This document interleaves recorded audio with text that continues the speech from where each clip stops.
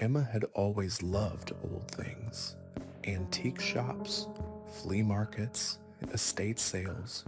She couldn't resist the allure of forgotten treasures. So when she found the leather-bound journal tucked behind a loose floorboard in her new apartment, she was thrilled. The cover was worn, the edges frayed, and the pages smelled of dust and decay. At first, it seemed like a harmless curiosity, a diary from the 1950s, filled with mundane details about the building's previous tenants. But then she noticed something strange. The entries began to mirror her life. Today, I met the new neighbor. She seems nice, but I can't shake the feeling she's hiding something. Emma had just introduced herself to Mrs. Henderson downstairs. Coincidence, she told herself. But the next entry was worse. I heard footsteps in the hallway last night. They stopped outside my door. Emma had heard the same thing the night before. Slow, deliberate steps that made her heart race. The journal's predictions grew more personal, more sinister. Don't trust the man in 3B. He's not what he seems. Emma avoided Mr. Grayson after that, though she couldn't say why. Then came the entry that made her blood run cold.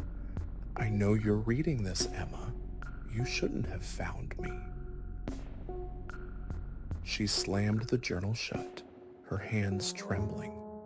That night, she heard the footsteps again, louder this time. They stopped outside her door, and the doorknob rattled. Emma held her breath, her heart pounding. When the sound finally faded, she opened the door and found a single page from the journal lying on the floor. It read, "You're running out of time." Desperate for answers, Emma dug into the building's history. She discovered that the previous tenant, a woman named Margaret, had disappeared decades ago. The police had found her apartment empty, except for a journal filled with ramblings about a shadow man who watched her from the corners of the room. The case was never solved. Emma's research led her to an old newspaper article about a series of disappearances in the building. All the victims had kept journals, and all had written about the shadow man. The last line of the article sent a chill down her spine. The police believe the killer may still be at large. That night, Emma woke to the sound of her name being whispered.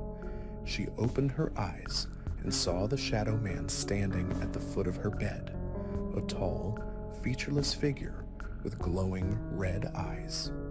She screamed, but no sound came out. The shadow man leaned closer, his voice a low, guttural growl. "You shouldn't have read the journal." Emma grabbed the journal and threw it at him, but it passed right through his form. He laughed, a sound that echoed in her mind, and then he was gone. The next morning, she found the journal open on her kitchen table. A new entry had been added. "You're next." She packed her bags and fled the apartment, leaving everything behind. But as she drove away, she glanced in the rearview mirror and saw the shadow man sitting in the back seat, his red eyes glowing. The journal was in his hands and he was writing something. The car crashed into a tree, and Emma was never seen again.